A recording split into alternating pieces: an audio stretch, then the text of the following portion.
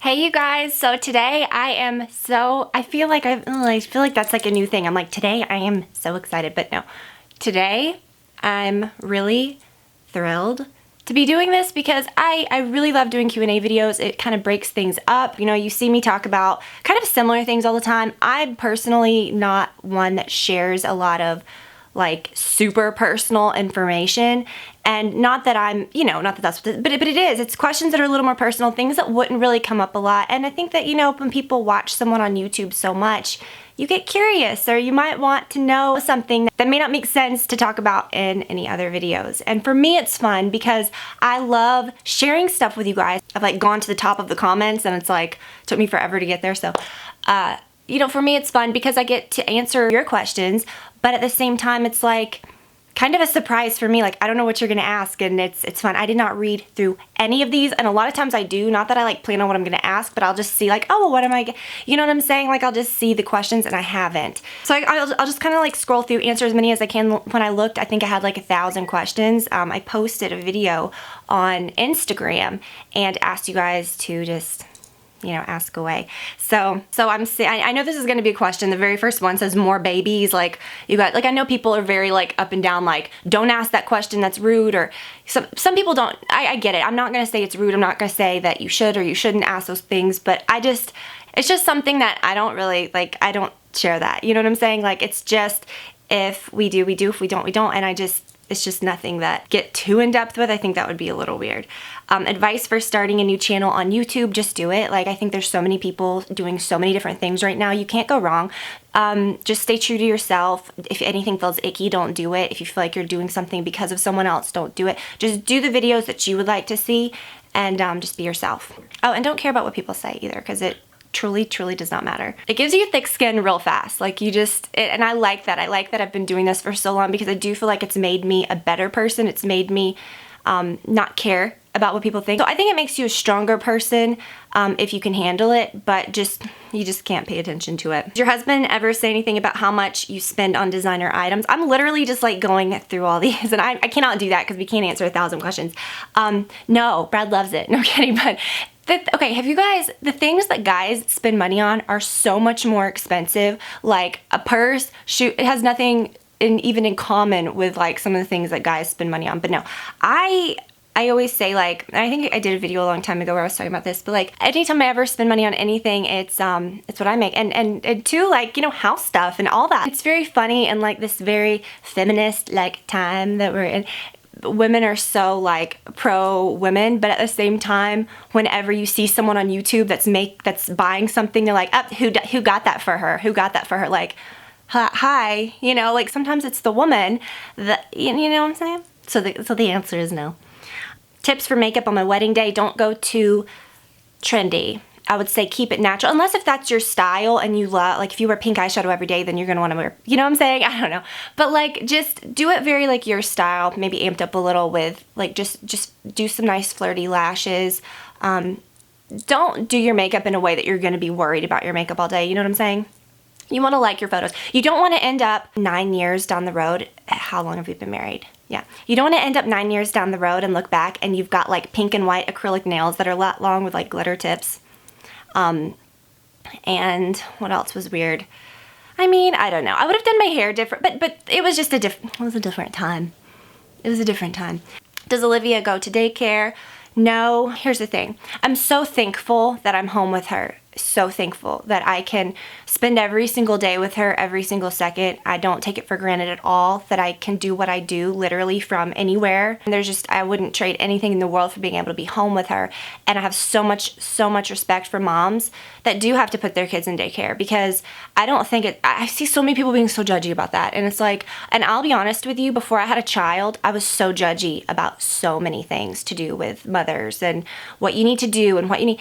And I just realized, like when you have a child, I was so laid back. Like I kind of stopped reading books. I just kind of let my like instinct kick in. I felt like I was prepared, but at the same time, you just have to do what's right for you. And I know that okay, how am I gonna, I know that I'm the person that does a lot for our family. Like I have to work. So at the same time, if my job was outside of the home and I had a child, I mean, I wouldn't be able to stop working. I would have to do that. So I get it. It's nothing that mothers should be judged on. And my gosh, like props to the moms that are doing that and, you know, going out and supporting your family and then having to deal with that pain of like being away from your child, and especially when they're very young. So I have a lot of respect for that. Any more collabs with other beauty brands? I don't know, maybe. I would be so picky about it. It'd have to be like absolutely perfect. Is it worth investing in high-end skincare products? Not always. I don't know, just do what works. I wish all my stuff cost $2 and was available at the gas station. I mean, I would pay it. You know, it's not that I'm using because it's expensive. I use it because it works. Have you guys started looking into investment properties? I think you mentioned it in your last Q&A that you were looking into commercial space. Yeah, we actually do that. And she said, if you guys started looking into investment properties, we've actually had one for the past 4 years. We kept our old house, and that's a rental, and that has worked out really nicely, and we've since done other things, and it's been really cool. What did you go to college for? Early childhood education. Any advice for a new mom to be 32 weeks pregnant? Don't take people's advice. I just feel like you just have to kind of roll with it. You know, like people that you trust, take my advice in saying that you'll be fine, and to just focus on your child, to not let pressure get to you, like from what you think other people think you should be doing. Just be the best mom that you can be and just love on your kid every second that you can. How does one start house decor? What's the best way to start and have a theme? That's really tough because I feel like mine has a lot of my things have stayed the same over the years, things that I've really liked, but I have changed a lot of stuff. I would say start with good pieces. If you can't afford it right away, then get things, you know, obviously you can find things that are, you know, less expensive from places. I've really found some like good affordable furniture from different places. But, you know, if you know that you're going to start your home and you want to really just keep what you buy, because I've made that mistake over the years too, of cheaped out and then we've replaced it. And then it's like, you might as well have just bought what you wanted in the first place. Start with something that really speaks to you, that you really love. Maybe it's a dining room table that you love, or, I don't know, just a certain piece that you love. I wouldn't even say, you always think of like a couch as being like the biggest thing, but really you could have like the most plain, horrible couch and everything else is good and it's fine. So I don't always think that's where you should go. But if you love a certain couch, then I would say go for that. But just start very small and don't feel like you have to fill up everything right at once. Like it's okay to have some empty rooms. It's okay to not know what you're doing, because if you just buy everything that's available at that particular time that you like from places, it's just going to be kind of like it's fun to kind of collect, you know, and kind of do things as you go. I've definitely made that mistake over the years. For your theme, I don't really even think, I think you just need to look at books, look at Pinterest, look at anything. I love decor magazines, and just tear out things that are good, like that you love, that speak to you, and then you'll kind of see it all come together. You'll kind of know what you like. What are some of your favorite married dates? Really, honestly, the most fun things that we've done, obviously like taking trips together and stuff is fun. But when I think of those trips and then what we did on those trips, or when I think of fun times at home, things that we've done here, it's always like nature stuff or free things, or like we've taken a KFC picnic to like a nature trail or something. I don't know. Those are always the best. Fun. I know sometimes we think like, oh, let's go to this most expensive restaurant, or let's go, you know, to this cool place or whatever. Like, I don't know. I feel like my most fun things have always been just like random little fun small things. Are you getting back into Erin Condren soon? The whole Etsy sticker part of planning. I never really was into that sticker part of the planning. I got my books and I still use my I love the address book. I think that's just so good to have, like, for any home, like, just to have, like, a hard copy, like, address book that you can put somewhere, like, in your house. You can have, like, I love a little zippy thing in it, so we can put all of our information of people that, like, may work on our house sometimes, or people that have done work for us, or something that you can call, you know, if you need your windows cleaned, or, you know, what's the name of the person that, you know, did this or that time, you know. So I think that's kind of nice. At the same time, I found that when I was in college and stuff, what appealed to me about those planners, when I was in college and stuff, I was a hardcore, like, paper, like, book planner. And then when I got my phone, I just started doing it on here. So then it was exciting to go back to that when I made that video and everything. But then I started missing appointments and I was like, oh my gosh, I need to go back to my phone.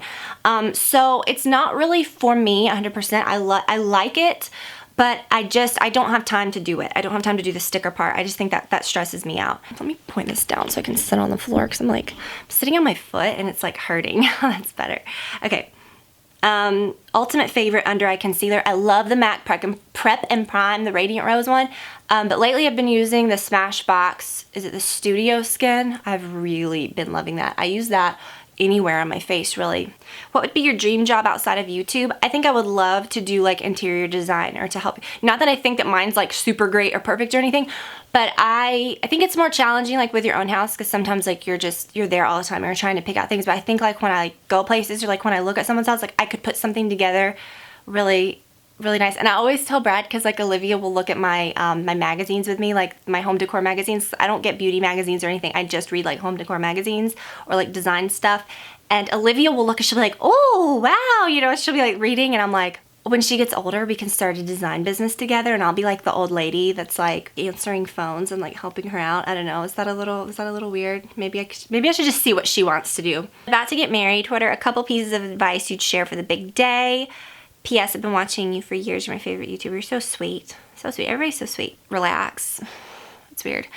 Okay, for your wedding day, hopefully you're only gonna have one. So like, just take it all in. Just if you've planned a really big event, or if you've just done something very small, just enjoy every minute of it. We had not a huge wedding, but we had like a more traditional wedding, and I look back and I really liked it, although that really wasn't even what I'd planned on doing. We were just gonna do something small because I just wanted to get married. I didn't really care about the wedding. I just wanted to get married. So our wedding kind of evolved because it was like, well, you know, I have friends that I'd want to ask to be in it, my sister and stuff. And then it was like, okay, well then let's pick out dresses. That'll be fun. And then, yeah, we kind of just got wrapped up, and it was fun, not in a bad way, in a good way. The wedding was perfect and I loved it. But at the same time, whatever you do, don't get so wrapped up with the details. I think nowadays with Pinterest and with all these blogs, it's like everything's just very picture perfect. And at the end of the day, none of that crap matters. We don't even have our wedding pictures. How sad is that? Our wedding photographer was a huge joke, and our pictures were okay. I mean, they're good pictures, but we have all the proofs, like we have them, but he dropped off the face of the earth and we could never get our books. So it was kind of embarrassing for a while, because it was like people would ask about them and I'd be like, I'm trying, you know, like, but at the end of the day, I was like, we've got our proofs, we can figure something out. But none of it matters. It really doesn't. That doesn't make a marriage. That doesn't, like, enjoy your wedding. Enjoy, you know, if you've done things that make it beautiful for you, enjoy that. Focus on like what you're doing and the people that are there. That's what made ours so much fun. A lot of people have asked about, and I don't talk about it because I just don't think it's something that I like. I don't know. It's just not, it is what it is. It's my wedding ring, and I, you know, whatever. But yeah, people are asking like, did I get a new one? And the rings are exactly the same, but Brad surprised me and got me a different diamond. 13 years, 9 years of marriage. I had the ring for, I think I had the ring for 10 years or 11 years. I don't know. I loved it. I mean, I never care. But I thought that was so sweet, and really, really is special. Let's see, what did you teach? If you weren't doing YouTube, would you still be teaching? I think my license just expired. I don't know. I'd have to do it again. I don't know anything about that. I never kept up with that. But no, I taught the little ones, and I never really had a full job doing that. When I graduated school, I did like little jobs here and there, but I never had like a full contracted position, because then right after that I started YouTube, and this kind of started rolling, and this just worked out, you know? Must-see places in Paris. When I went for like a job thing. At the same time, it was like the coolest trip, because we shoved in every sightseeing thing within that certain amount of days, because it was for the Paris palette. And what we were doing is like every person had a different like theme, like a different monument. So naturally, we all got to go to all these places. And I just honestly think it's the basic things you would think of. The Eiffel Tower, the Louvre, shop on Champs-Élysées. I always feel like I pronounce that wrong. Go to like the Louis Vuitton store, and there's a little like Ladurée right next to that. That was so fun. We went to 2 different Ladurées. Those were nice. And they're kind of popping up all over the place now, and it's kind of like, but those were really cute. They felt I just felt very like Parisian in there. And then what else? Those were nice little gifts to bring home to people in those cute little boxes. The Louvre, we went to the d'Orsay. I mean, I can't pronounce that. Oh, and and Notre Dame. But one of the most fun places, or the coolest things that we did, was the very first night. I think it was the very first night we were there. We did this riverboat ride, like this dinner boat cruise down the Seine, and it was, I don't even know if I'm pronouncing that right. It was so fun, because it was like, when you get off the when you're at the airport, I don't know, I guess I expected it to be different, but you get on a highway and it literally looks like you're in Atlanta and you're like, okay, like what's different here? And then, you know, it's just like a big highway. And then you get kind of down into the city and it's different when you get into Paris. Obviously it looks different. But we just kind of went straight to our hotel and didn't really see anything. And so that night, it was like we got on this boat and it was like boom, boom, boom, like here's everything, and everything was lit up. It was just so pretty and fun, and the food was very good. The food was so good. Oh, and Versailles. Go to Versailles one day. That was so much fun. Can I have a Waylon update? Love the pupper. Waylon he's 6 now, and he's just really good. I don't know what to say. Like, most of the time I will say why he is so under the radar when I'm doing videos and stuff, whereas used to he'd be like, hi, is because when I film, either Olivia's sleeping and he's asleep right outside her door, or I'm up here and Brad and her downstairs and he's obviously with her. He's just always with her, and she's obviously not like up in the video, so that's where he is, but he's good. Favorite mall in Atlanta? Like I said, I don't really go to a ton of malls all the time, but I really do like, I like Lenox. I know everybody would probably say that, but I like it because it's a mix of high and not low, but you can get everything there. It's just a good mix of everything. I've been watching you for years and always admired how you retained true to yourself and weren't fazed about the current hype. How do you balance work and home? Are you good at not getting distracted? Do you set a few hours of the day to work on YouTube or your blog? Well, I don't do my blog anymore. I kind of dropped it. I don't know. I feel like just blogs are kind of, I don't want to say over, because they're definitely not. I feel like that's whatever, but I'm just not into it anymore. There's nothing about it that I literally just do what I want to do. And if the blog didn't feel right, I just didn't do it anymore. I might pick right back up on it one day.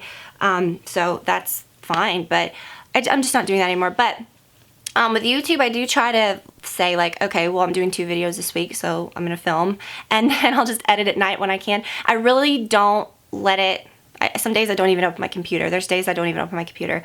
And I feel like I've kind of set it up in a nice way where I'm not always feeling like I have to do it, or, but at the same time, it is what I do, so I do make it a priority to get things done. But I've just been more laid back the last couple years, and it's been better. What do you think about Stella McCartney Falabella bags? I've never really cared for them. What are you doing with your hair lately? It looks more voluminous than before. Basically, it's just gotten longer, and I use a crap ton of dry shampoo. So that's the key. Use a crap ton of dry shampoo, and that's that. How do you keep your skin so clear? Well, thanks. Go check out my skincare video, and I tell you guys all my secrets and all my tips, everything that's working for me. What does Brad do for work? Brad is in real estate. He's always done like, you know, like the investing and stuff like that. So he got his license, going really well. I'm really proud of him. Do you do anything else besides YouTube videos? How long have you been actually doing YouTube? You and your husband seem very established. 9 years. It's been 9 years, and right away it kind of started rolling and worked out well. Brad and I didn't, the second we got married, move out and buy some big house, like, and stretched ourselves. Like, we literally saved money. We saved money for a long time. And then when we got our first house, like, you know, it was a nice house, but it was a very small house. And we've just always lived within our means, so that we're not stretching ourselves every month, paying every cent of what we own to things, you know what I mean? And so then we were able to save a lot. Our jobs grew, and we were able to save even more. And then, you know, once you're able to get to that point, you know, then we were able to pay off a lot of that. We've never really had credit card debt, you know, actually not have payments for things, and then you just end up saving money. And so, but I'm saying literally anyone can do that. I think everyone's problem now is, or it is a problem, like everyone just stretches themselves to the limit.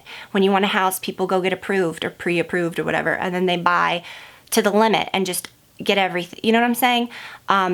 Don't do that. Like, just get the lowest amount that you can. Like, literally cut it in half, and then some. If you start like just very smart, you'll end up so much better off later. And like I said, you don't have to have some big crazy job to do that. Just start very small and save as much money as you can. And then again, like, people ask so many questions about how do we get started with rentals, like real estate stuff, because I have mentioned that before.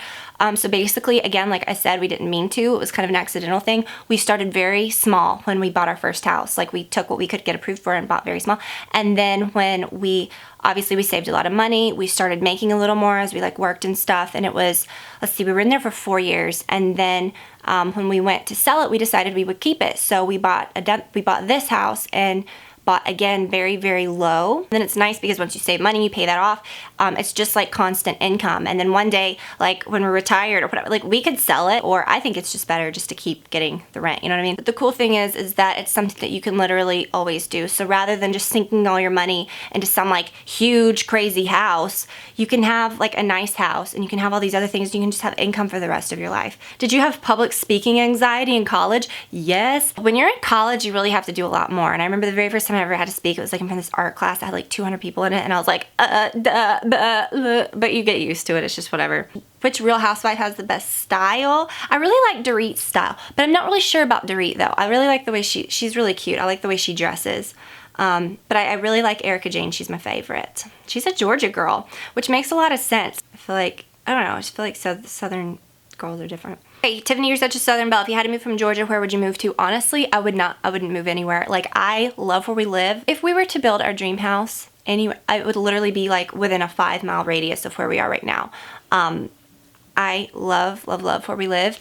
But there is this little beach town that I really love. And I told Brad, like, sometimes we think of selling our house because we could make a killing on this house. If we ever did that and we moved, it would be like something much different. But at the same time, but I don't feel like we need that. But at the same time, I would love to keep this house. Because I always want to live in Georgia. But then there's this little beach town that I love, that I would love to get a house and fix it up, and then it would be like a killer rental, and it would literally support you for the rest of your life. You'd have to pay for it right away, but if you've got the money and you're gonna move it, you know what I'm saying? So I don't know. How has the book, The Life-Changing Magic of Tidying Up, helped you? It's helped me a lot. I've mentioned it a lot, but I feel like it just really kind of kick-started my brain to get rid of a lot of stuff, to not hang on to clutter, to look at things differently. Like when you clean out stuff, like we cleaned out our laundry room the other day because we got new washers and dryers. So for like a week and a half, it was totally empty. We got it tiled, everything was moved out of it. And I saw everything that was in the room in one spot, and I really thought there wasn't that much in there. So then I started putting it back, and I'm like, why am I putting this back? I don't even know what it is, you know? So it kind of like trains your brain like that to get rid of things, to not hang on to things. And I think that's my biggest thing. Why don't you do tutorials anymore? I do every now and then. It's so funny because like I'll literally do one and people will be like, I missed this kind of video, I missed that kind of video, and then like the next week, where's your tutorials? I'm like, I just did one. You just can't please everybody. But no, I literally just do what I want to do. Do you have a nanny? No. Everybody asks what Brad does for a living. Yeah, I'm really proud of him. Like, he's always been into real estate. A long time ago, he did have a job too in like a finance area for a little while. So he's always kind of been interested in it. And then, you know, like when we started doing more like investing and stuff, and we saw how good it was to have the rental property, it was kind of like, it was the push, you know, for him to say, well, you know, I could get my license and then I could do all this for us. But then he started kind of doing it as well. So him and his brother are actually doing it, and they're doing amazing. I was wondering if you get invited to do brand events and trips. I see other beauty influencers going on lavish trips with brands, and wondered if you get invited or if you opt out. And then she's saying all this stuff. And I will be honest with you, I've been invited on a lot of stuff over the years, and I'm not trying. I've done things for things that I believe in, or for like, you know, if I'm working on something with a brand, or, you know, something like that makes sense. But like, I don't know, I'm not gonna just go on a trip so that the brand can take pictures of me and say like, oh, this person was here. Honestly, like, I don't think I'm that big of a deal. But I'm just saying, like, I wouldn't want to spend the time away from my family, and it just doesn't really do anything. I'm not trying to like be something. I don't know. I don't know. Oh gosh, I don't even know what I'm saying. How do you feel about being in the public eye / showing so much of your life and yourself on the internet as a YouTuber / blogger? And she said she's thinking of starting up a blog, but she's nervous about her life becoming so public. It doesn't have to be. People are always going to know who you are. People are going to try to find out personal things about you. It doesn't matter in the long run. But at the same time, you just have to share what you're comfortable sharing. And it sounds like you're obviously not going to be like you sound like you don't want to share so much of your life. You don't want to, you know, obviously maybe you wouldn't be like a daily blogger or a daily vlogger or anything, which I could never do that. And I do not judge anybody that does that. Mad props to people that do that want to do that. But I could never do that. I post videos. I don't hide my child. I don't hide my husband. When you look at my Instagram or when you look at my page, that's not the focus. My focus is me, what I'm doing. And I do that on purpose. Like, I'm not trying to show, and it's so hard not to share like every second of your child, you know, like, because she's so cute and it's like you want to share it. But I do have to pull myself back sometimes. Like, I'm very aware of like what that's going to mean to her later. And I think that people have to think about that with their kids. And some people that they're more comfortable sharing more, and that's totally fine. But for me personally, you can control what you share. And like I said, people are going to be interested in you. They're going to get into your videos. They're going to get into what you're doing, or they'll want to know certain things. That's what we're doing here. We're asking questions, you know, because I respect the fact that people watch and they want to know things. But at the same time, you don't have to show what you don't want to show. What is your inspiration when designing your home? I wouldn't even say I'm like designing my home. I just literally like, I don't know. I try not to think too much about it. I just think about what feels right. Like, I know a bunch of color doesn't feel right to me. It makes me nervous. I don't like it. When I see a room that has a lot of texture, it feels good. You know, I just try to do things that feel good, and then your style just kind of evolves. What's your thoughts on microblading eyebrows? That's what she asked. I think it's great. I think if people really don't have eyebrows and they need them, or something's happened and they need them, or like I have a scar, and if it was any bigger, that would be cool to like get something done there. But I think if you have a certain shape of eyebrows and you're just doing it to be like on trend, or not on trend, but like, yeah, you're just like, okay, well, I want to do thick brows now. Or I think that's a little scary because, you know, it is kind of a permanent thing, so it's just a little scary. Any advice for first-time home buyers? Do you think it's better to buy new or build an older home? I was talking to somebody the other day that was about to buy a house, and they were talking about like their budget and stuff, and I was saying, you know, honestly, there are times when, and I love our last house because it turned into like the perfect rental, because it was kind of a newer house, but it was very small and not a whole lot of things to go wrong.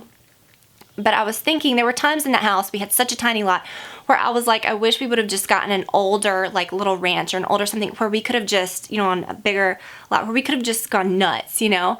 But at the same time, you know, you don't want to over improve anything, but don't get sucked into like new, because that's kind of, we've been there. This house was not brand new when we bought it, but it was in a really nice neighborhood, and like they're not super old houses, but it needed a lot of fixing up. It was about 17 years old when we bought it. Is that right? It's 15 years old.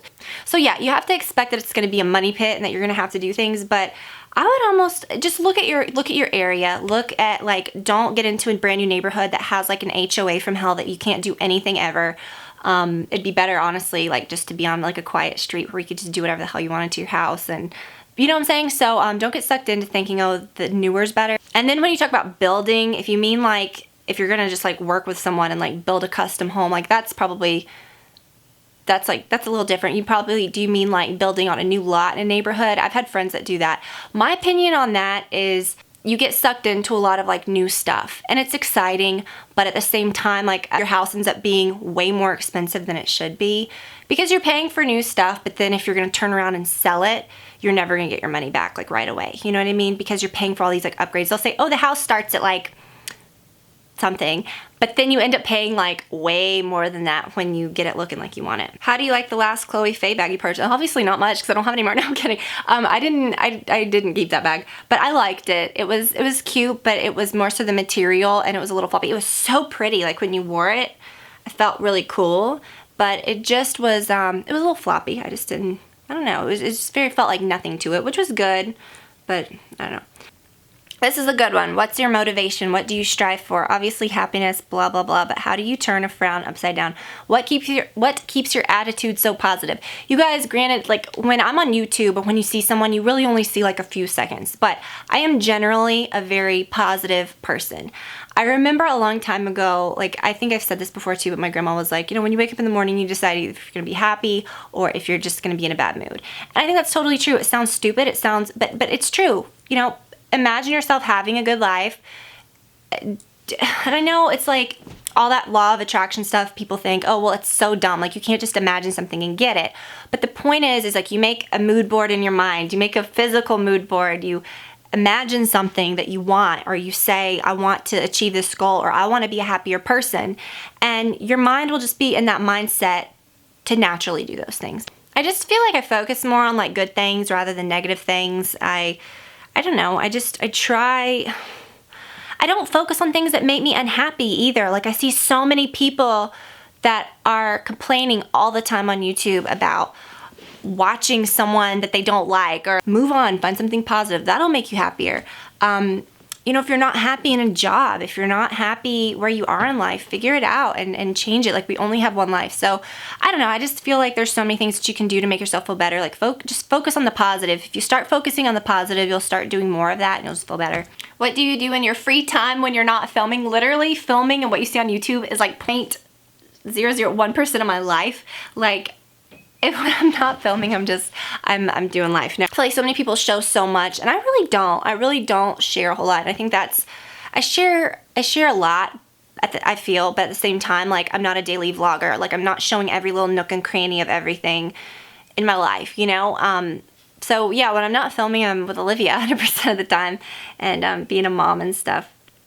Being a mom and stuff. But a lot of people have said that they feel like I've been the same. I've maintained being myself through YouTube changes. It seems a lot of people have changed out in a good way or in a growing up way. And I feel like when I started this, I was in my mid-20s. I wasn't super young. I was already married. So I feel like some people may have started it super young and then they grew up a little bit, or they got married. So I feel like some people may have changed more than others. But like, I feel like I've been pretty steady with my life. Oh my gosh, but no, things have really changed though. When I started this, I mean, I didn't even know what I was I was at such, not a low point, because I was still really happy, but I just didn't know what I wanted to do with my life, because everything I was trying to do was just not working out. And over these years, I feel like we've kind of made a lot of stuff happen. And you know, Brad too, and it's just been so cool. But at the same time, like, my mission in life isn't to have money, and my mission in life is like to be happy, and like, I don't care where I'm living, like, I just want my family to be happy. And I think people just get impressed, I think, with the wrong things. And you know, life isn't about all that stuff. And people say that to me sometimes, like, oh, you like designer items and you like this and that, but it doesn't matter. It's because I like it. A purse is a purse is a purse. You know, like, who cares? I get it because I get certain things because I like them. But at the same time, it's just shoes. It's just a purse. It doesn't define anything. Biggest misconception about YouTube folk. I don't know. I can only speak for myself. Well, no, let's speak for the whole thing. That we're like not real people and that we're here for your like critique. I don't know of any YouTuber that's putting themselves out there saying, I'm trying to grow, guys. Tell me what I'm doing wrong. Like, tell me I have a weird face. Also, that like, I get it. I was going to say that we're like big deals. Is that weird to say? Because I'm totally not a big deal. And I get it. Like, I'm not. Like, I don't have as many, and it's not even about like subscribers. Like, I'm saying that from a place of like, I get it. There are people that have millions of subscribers. But at the same time, I don't really equate it to that either. So many people have, I don't know. I just feel like, you know, you get to a certain point and some people get really impressed with themselves, or they think like, or when people watch, they think that we're like celebrities, or like we're just people like putting out a video. If people watch, what does it even matter? If someone watches someone millions of times more than someone else, what does it even matter? Like, you know, I mean, I've had people come up to me that are just so like, oh, you know, and that's cool, and I love that because that means a lot to me that someone's watching. But at the same time, I guess I just feel like the whole like idolizing of like YouTubers is just bizarre.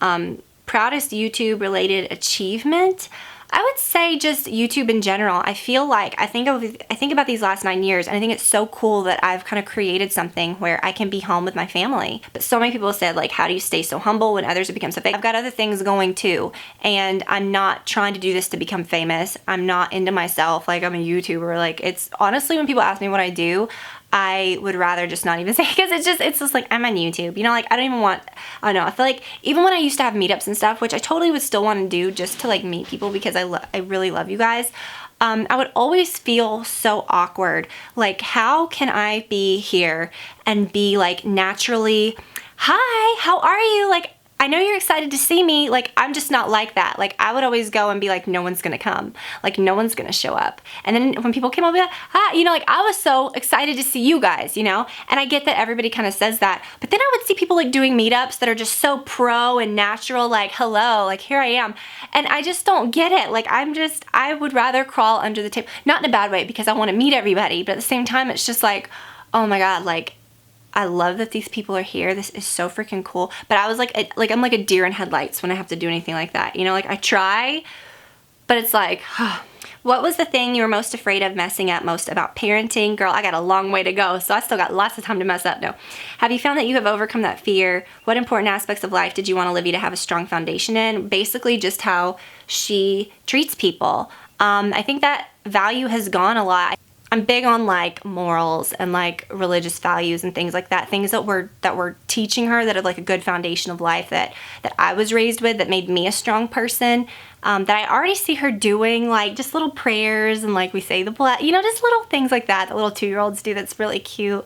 Just basic things, saying please and thank you. And you know, as she gets older, I just want to be really open with her about, you know, how to treat people and like life and stuff. What is something you've learned during your time being a mom? This is huge. Before I had Olivia, I was pretty judgy, like not even realizing it. Like I would see other moms doing things in public and I'd be like, oh my gosh, like never.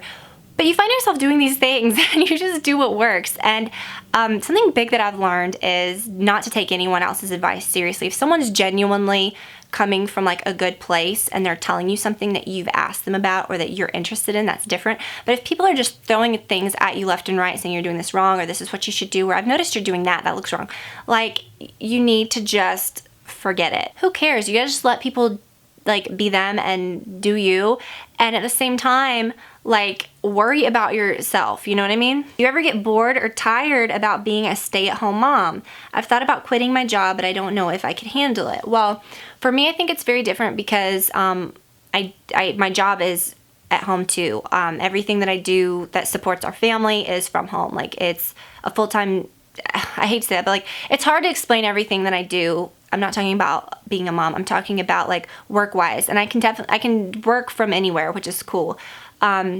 And I'm so thankful that I'm able to do that and be home. For me, that's all I really know, and that's what I enjoy. If you're used to being gone during the day and there's an aspect about that you enjoy, I mean, I don't know. I just feel like I love that I'm able to be home with her.